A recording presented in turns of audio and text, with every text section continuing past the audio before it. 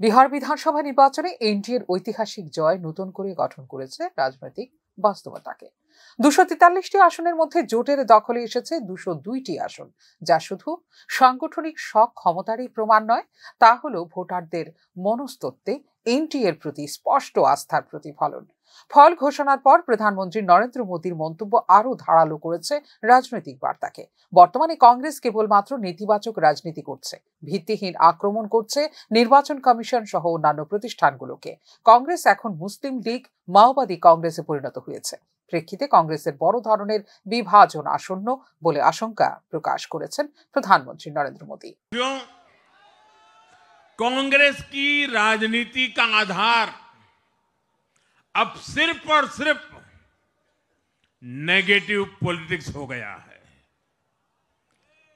कभी चौकीदार चोर है का नारा, संसद का समय बर्बाद करना, हर इंस्टीट्यूशन को अटैक करना, कभी ईवीएम पर सवाल, कभी चुनाव आयोग को गाली, कभी वोट चोरी का मनगढ़ंत झूठा आरोप, जाति और धर्म के आधार पर लोगों को बांटना, देश के बजाय देश के दुश्मनों के एजेंडे को आगे लाना। कांग्रेस के पास देश के लिए कोई पॉजिटिव विजन नहीं है। सच्चाई यह है कि आज कांग्रेस, और मैं बहुत गंभीरता के साथ कहता हूं, आज कांग्रेस मुस्लिम लीगी माओवादी कांग्रेस यानी एमएमसी बन गई है।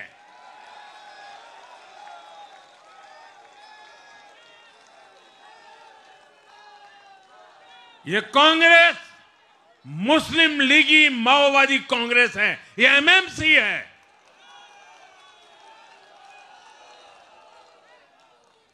और कांग्रेस का पूरा एजेंडा अब इसी पर चलता है। और इसलिए अब कांग्रेस के भीतर भी एक अलग धड़ा पैदा हो रहा है, जो इस नेगेटिव पॉलिटिक्स से असहज है। ये जो कांग्रेस के नामदार हैं, ये जिस रास्ते पर कांग्रेस को लेकर चल रहे हैं, इसके प्रति घोर निराशा, घोर नाराजगी अंदर ही अंदर पनप रही है। और मुझे तो आशंका है, हो सकता है कि आगे कांग्रेस का एक और बड़ा विभाजन हो।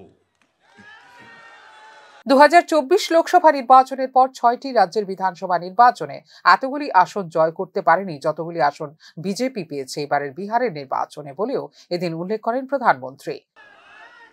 पिछले 3 लोकसभा चुनावों में कांग्रेस 3 अंकों की संख्या तक पहुंच नहीं पाई है।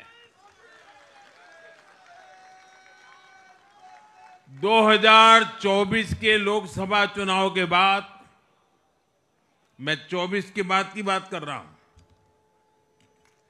2024 के लोकसभा चुनाव के बाद देश के 6 राज्यों में विधानसभा चुनाव हुए और इनमें भी कांग्रेस 100 सीटों का आंकड़ा पार नहीं कर पाई है। 6 की, मैं 6 विधानसभा की बात कर रहा हूं।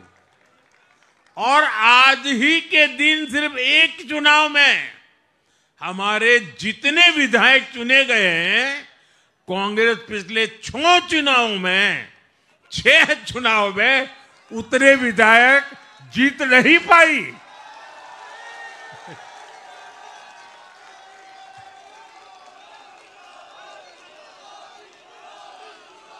এদিন সন্ধ্যায় দিল্লির বিজেপি সদর দপ্তরে মোদীর আগমন ছিল উৎসব মুখর।